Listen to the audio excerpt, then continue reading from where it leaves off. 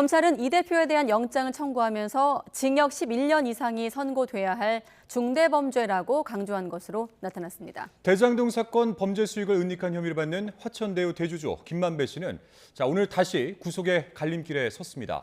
취재 기자 연결해서 자세한 내용을 알아보겠습니다. 최민기 기자.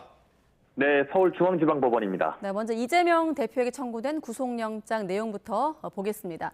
청구서에 검찰이 수위 높은 표현들을 많이 썼던데 구체적으로 어떤 내용들이 담겨 있습니까? 네, 검찰이 어제 법원에 접수한 이재명 대표 구속영장 청구서를 YTN이 확보했습니다. 모두 173쪽 분량인데요. 검찰은 영장 청구서에 이 대표가 내로남불, 아시타비의 전형을 보여줬다는 표현을 담았습니다.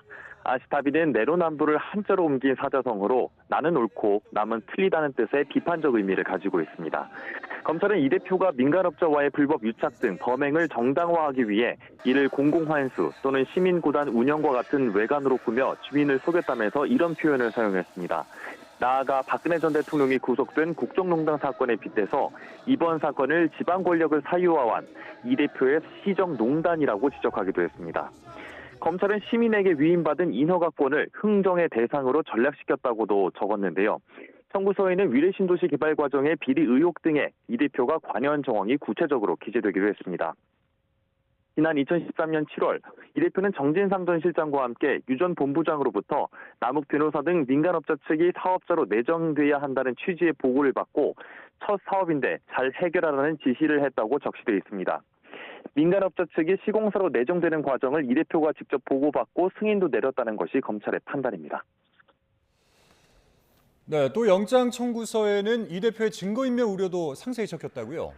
네, 그렇습니다. 검찰은 구속 필요성을 강조하는데도 상당 부분을 할애했습니다. 이 대표가 수사 과정에서 일방적인 허위 변명만을 반복하고 있고 본인 스스로 또는 측근을 통해 증거를 인멸할 우려가 현저할 뿐만 아니라 실제로 현실이 됐다고도 적었습니다.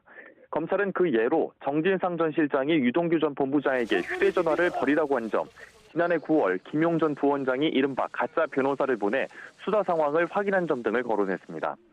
또 이재명계 좌장으로 분류되는 정성호 의원이 정 전 실장과 김 전 부원장을 접견한 자리에서 결정적인 증거가 없다고만 하면 이재명이 대통령 되는 거예요 라고 말을 한 것도 회유를 시도한 정황으로 영장에 적시했습니다. 검찰은 4,800억 원에 달하는 대장동 관련 배임 혐의와 성남FC 관련 133억 뇌물수수 등 이 대표의 5가지 범죄 혐의를 설명하는 데 가장 많은 부분을 할애했습니다. 또 양형 기준에 따라 이 대표의 혐의는 징역 11년 이상의 형이 선고돼야 할 중대 범죄라며 범행의 중대성도 강조했습니다. 현직 의원이 이 대표의 구속영장 심사를 위해선 국회 체포 동의가 필요합니다. 어제 이 대표의 영장 청구서를 접수한 서울중앙지방법원은 오늘 체포 동의 요구서를 검찰에 발송할 것으로 보입니다. 네, 최민기 기자 그리고 김만배 씨. 구속 전 피의자 신문도 진행 중입니까? 네, 그렇습니다. 서울중앙지방법원은 앞서 오전 11시부터 화천대유 대주주 김만배 씨에 대해 구속 전 피의자 신문을 진행하고 있는데요. 현재도 이어지고 있습니다. 신문을 위해 법원에 출석한 김 씨는 범죄 수익 은닉 혐의와 관련한 취재진의 질문에 아무런 답도 하지 않고 그대로 입장했는데요. 당시 상황을 잠시 먼저 보겠습니다.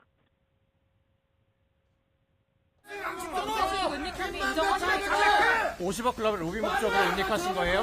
이재명 대표 측에 보냈던 게 있습니까? 앞서 검찰은 김 씨의 자금 흐름 등에 대해 추가 수사를 이어간 뒤 지난 14일 범죄수익 은닉규제법 위반 등 혐의로 사전 구속영장을 청구했습니다.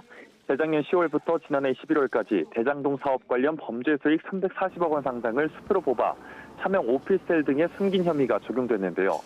또 재작년 9월 지인에게 대장동 사건 증거가 저장된 자신의 휴대전화를 태워버리게 하고 지난해 12월 법원의 추징 보존 명령이 있자 집행에 대비해 또 다른 지인에게 142억 원 상당의 수표를 숨기도록 한 혐의도 받고 있습니다.